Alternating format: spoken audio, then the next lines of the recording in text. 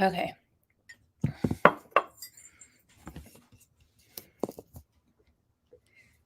Hi, everyone. April Jackson here. And I'm so glad that you guys have been able to join us. And if you're watching at another time, I'm glad that you joined us at the time that you're able to join us. I'm really excited to be at our December Sunday Safe Spaces. And I want to just take some time to get us in and settled. You see, I'm solo, and it's usually the April and West show, but life happens, and he has been kind of busy today. And so please keep him in your thoughts, keep him in your prayers, keep his family supported as well. I'm going to do a little recap of our year, and we are really excited to jump into the new year because that's the next time we'll see you on our Sunday Safe Spaces. Um, Listen, throughout this year, we've had, I think, over 14 conversations each month. I know a year is 12 months, but we started in October and we're now in December.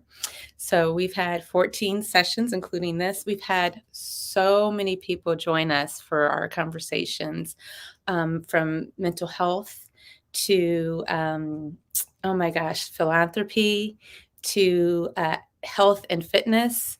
And we've really centered around the Black experience this past year. Next year, we're going to continue to really discuss the Black experience and the intersectionality of the Black experience with the world, with humanity. And that's what our goal has always been, to show that even in spaces where it seems as though things are normal and things are settled, and it's black and white and nothing else, that there's so many layers and so many nuances.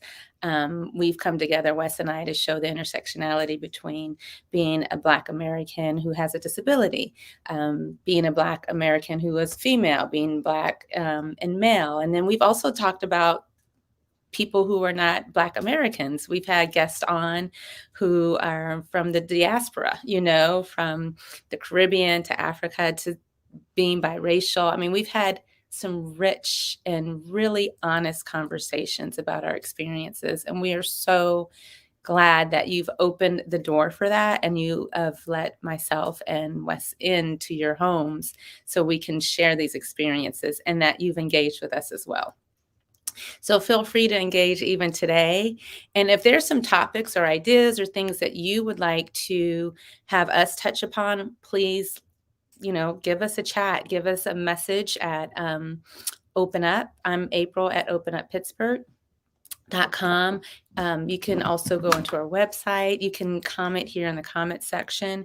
We really want to continue this journey of helping kind of just master our own fate, in a way, of supporting ourselves, keeping ourselves um, grounded and settled, and allowing ourselves success, and not denying the realities of the world by any means, but helping us navigate it through it in a healthier way.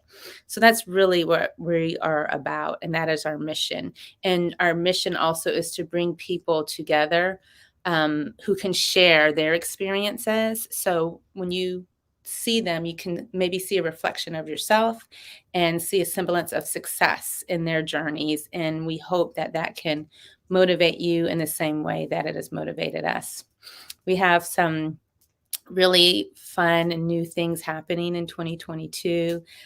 We've started a newsletter for open spaces specifically, and we look forward to sharing some musings with you with that. And also, we'll have guest contributors and things as well. So one thing that we've really been settling on is taking care of yourself. And again, today, that's why you don't see Wesley here with me. He's taking care of himself, and he's taking care of his family.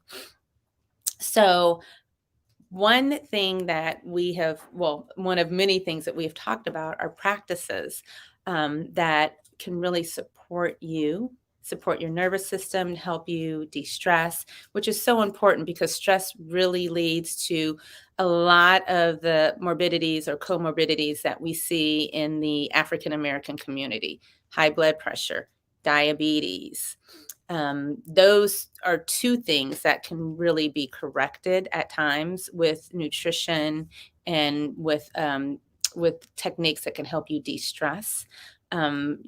Cancer. There's so many other diseases that affect us more than other communities, and a big reason for that is because of the stress we're under, the microaggressions, just the macroaggressions, just the stress and the racism and the oppression that is put upon our community. It affects the care we receive in the health system. And it also just affects our day to day, our schedule. It doesn't really give us time to settle. And when your body is compromised in any way, it's hard for your immune system to be optimal. So this morning, I'm going to do a little practice with you guys. I am sitting on a big pillow, a poof. I'll kind of show you guys. That's my poof. So if you have a pillow or something, I say treat yourself if you don't and get one. And I'm going to sit cross-legged on my poof. Now, this is comfortable for me. Sometimes I'll put my feet down on the floor. I'm going to invite you to find a space that will make you feel a little comfortable, because we're going to do a little deep breathing practice together. And I want to do some deep breathing with you to show you what kind of practice you can do to help literally settle your nerves. When you say you're getting on my last nerve, this is a way to like relax so you have more nerves to give to somebody if you choose to. But if you're seated already, adjust yourself in your seat if possible. If you want to stand, you can stand. If you are lying down already, find, an adjustment in your body or even in your mind to help you just relax. So I'm going to offer a moment for you to get into that space, and I'll give you a moment of quietness.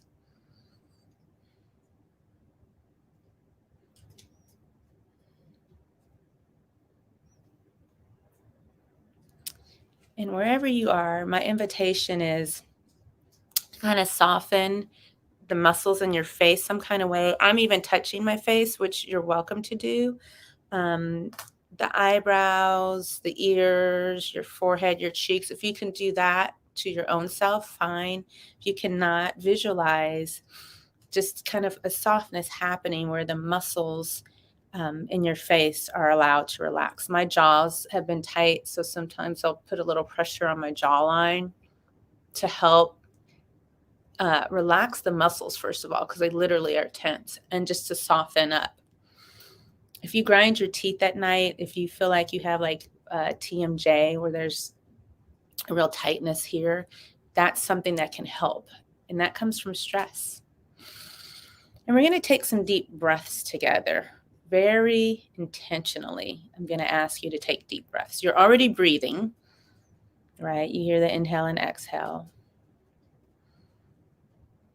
I would like to show you my front body as you breathe in deeper and as I breathe in deeper. So I am breathing.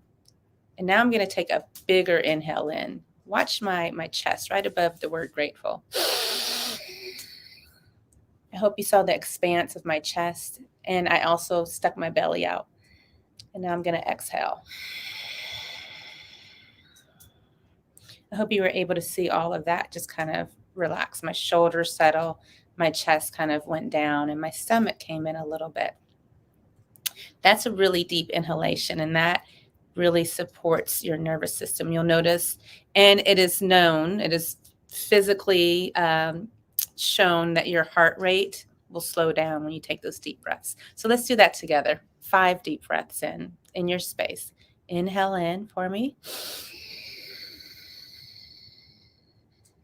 And hold that inhalation like you've puffed up a balloon. And then exhale out. It's like that balloon deflates. So that's our first breath. Let's do 4 more inhales and exhales like that. Inhaling in.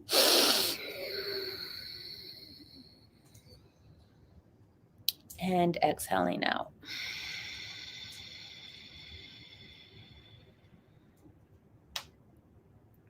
Draw the breath in for as long as you like, breathing in through your nose.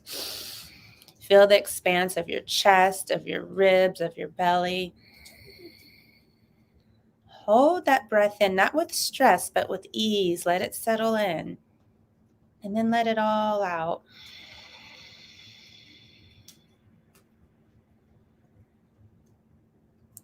We'll take those breaths in again. I'm just a voice to guide you. You breathe in for however long you desire. And you release.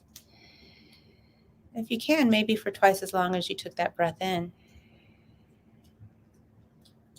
Let's do a couple of more breaths.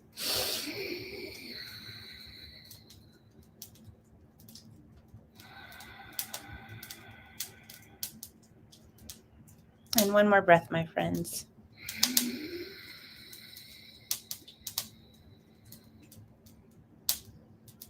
And exhale out.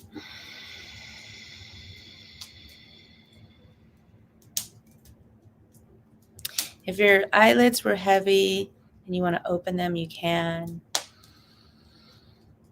Now, continue to breathe, maybe not as deeply as you did before, or maybe so. But I'm so interested to hear if you were able to get into that breathing practice and how it supported you. For myself, I felt my shoulders relax. I felt a little lift in my spine. And I also felt that relaxation in my jaws, which I told you I personally get right around here in the shoulder area here. That's a very simple practice you can do at work, in the car, in public. No one even needs to know. And you can take that deep breathing practice with you. You can make it longer. You can breathe in for as long as you like, or you can make it shorter. That time that you pause and you take that inhale in, it gives your mind kind of a stopgap. It gives your mind a space to just stop thinking about everything that we're thinking about. And that exhale does the same. And that's the mind-body connection. When you hear a lot about mindfulness and mind-body connection, that's what it is at its essence, giving your mind literally time to just stop and pause and be in what we call that liminal space. You're not awake, you're not asleep, you're just kind of in this space. And then that can offer more capacity and more clarity for you to make your own decisions and move about in your own way, and hopefully support yourself in a very healthy way. So we are interested in doing more practices like this with you in the upcoming year. It's called grounding and centering. And it's so important because it's like the ocean, you get pushed and moved with the waves, and we want you to be able to flow in the waves as opposed to crashing in them. So thank you for that. We wanted to also touch on a couple of other things. This week, we lost such a significant person in the space of feminism, in the space of social justice for everyone, and for African Americans specifically. Arthur Bell Hooks passed away.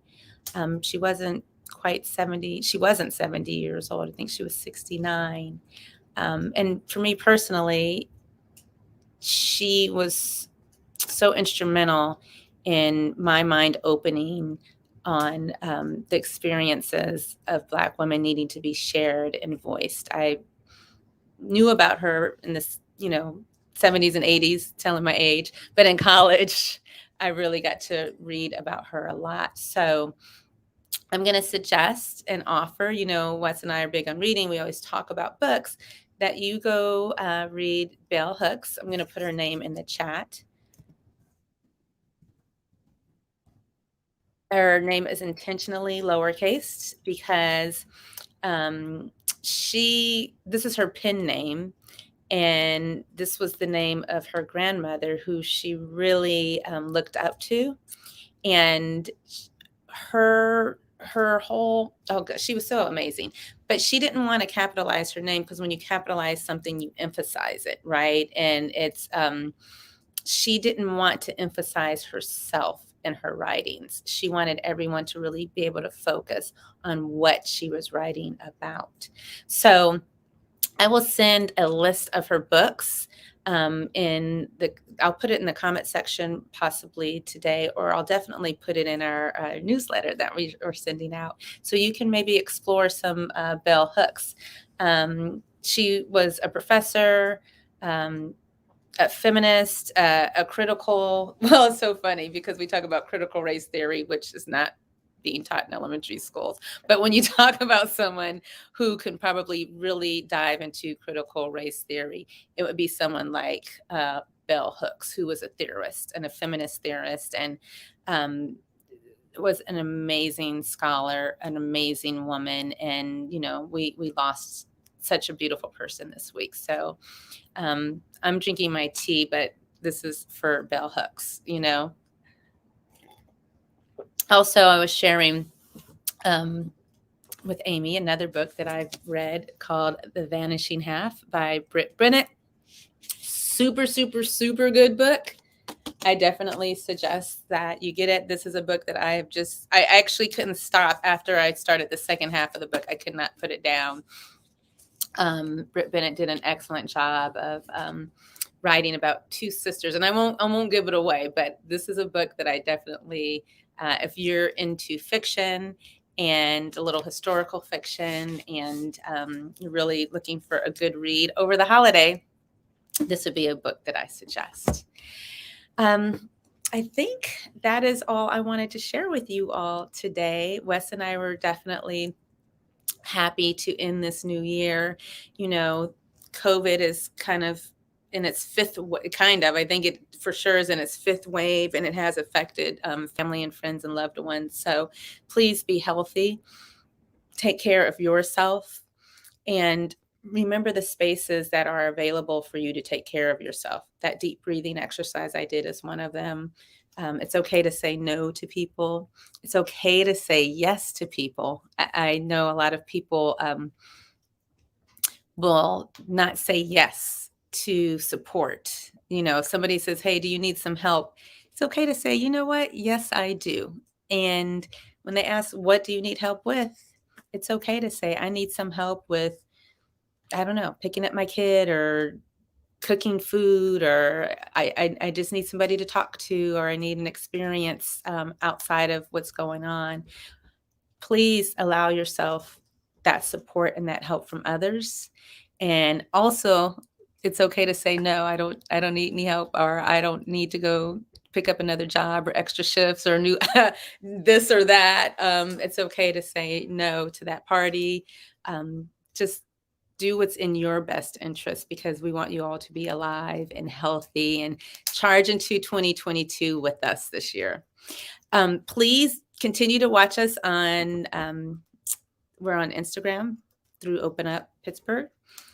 We have our own website. Watch us there. This will be on Facebook Live, and there's a YouTube channel where we have a collection of all of our open spaces since October.